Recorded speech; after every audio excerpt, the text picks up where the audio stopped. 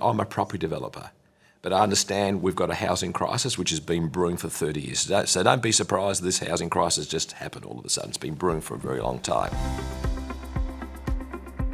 Rising rents have been occurring now over several years at really high levels. I'm sure you've been hearing this over the last several weeks and months, and that is the cause of greater homelessness. Increasingly, people are unable to avoid homelessness due to the fact that there isn't a house that they can afford.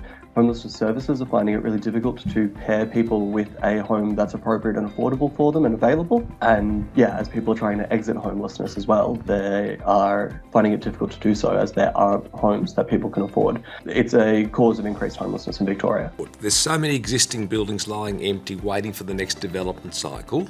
We should use them for short-term shelter. The first one we did in South Melbourne 4 years ago with Metricon, and this is all done for free by the private sector.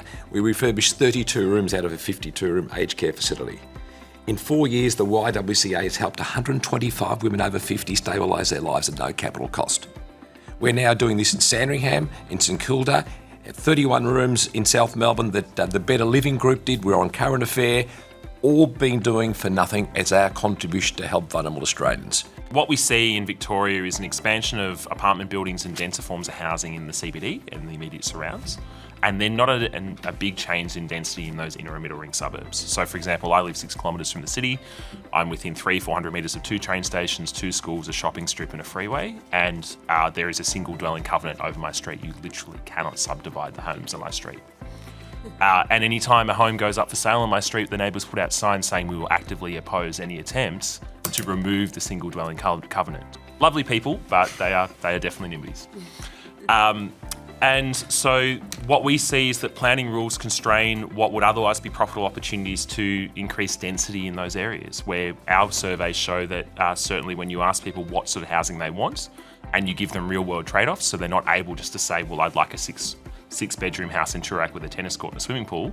When you actually ask them to make real-world trade-offs, and Infrastructure Victoria did a similar exercise at the start of this year, we find unmet demand for denser forms of development, whether it be townhouses, whether it be 3-4-storey apartment buildings, and as Peter's work shows, particularly in Sydney, and I suspect the same would apply here in Victoria, unmet demand even for denser forms of housing, so apartment towers. 19,000 STRA properties in inner Melbourne. That's a lot. Now, most of those were not holiday houses, as they often are on the Bellarine Peninsula or the Mornington Peninsula, etc. And there, the properties are just likely to resort back to being holiday houses if you have punitive policies. But in Melbourne, a lot of them would come back to being long-term rental accommodation. It's important to correct a misunderstanding here.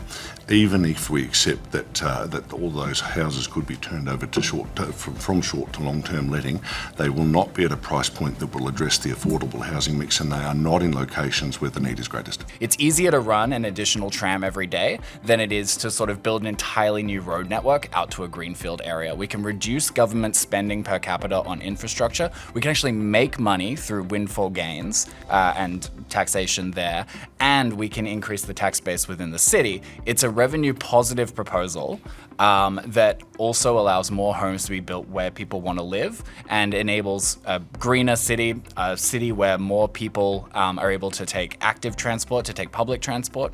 It's a proposal that ultimately, pushes for better land use within our inner city, up to 6 stories around transit.